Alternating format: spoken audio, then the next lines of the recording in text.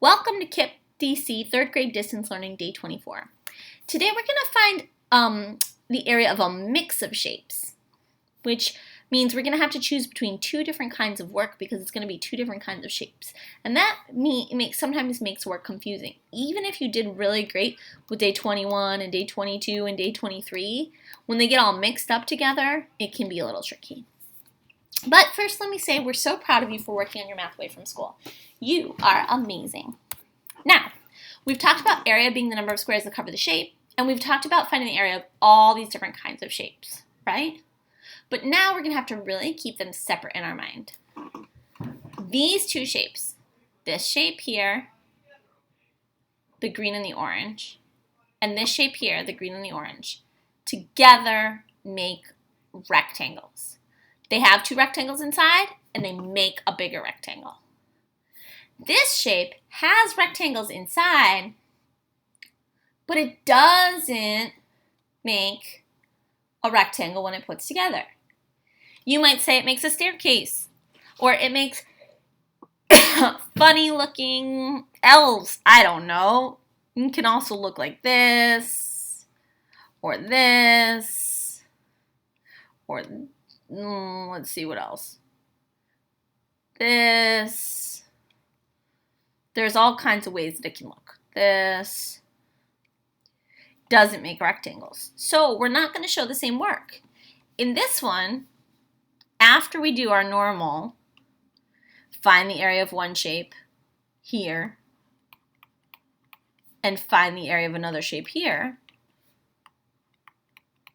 we can put together the 4 and the 2, the ones that make one long side, because that 6 that we see is the same the whole way down. Look, this row has 6, this row has 6, this row has 6.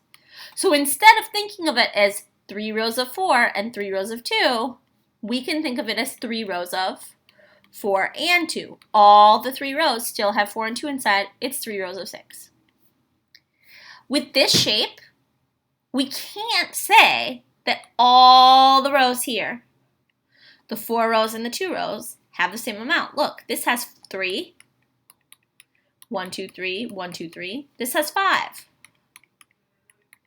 Do you see the difference? We can still do this to start. That's what makes it so confusing. We can still do one area and the other area. 4 times 3 and 2 times 5. But we can't do this part. Instead, we have to just write it as a plus. 4 times 3 is 12, and 2 times 5 is 10. Then we do the math, and we're all finished. So, when you see your work today, right, you're going to have to decide if you can put the two sides together, because they go all the way across the same, or if instead you have to cut it cross out, right? And make two totally different rectangles that can't go together to make a side, right? The first step's the same for both. But then you have to choose between step 2 or 3. This one is step 2, if your shapes don't make a rectangle.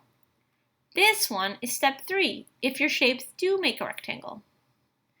Then we do our final math. Notice I have to have an or up here in my work, right? This shape made a rectangle.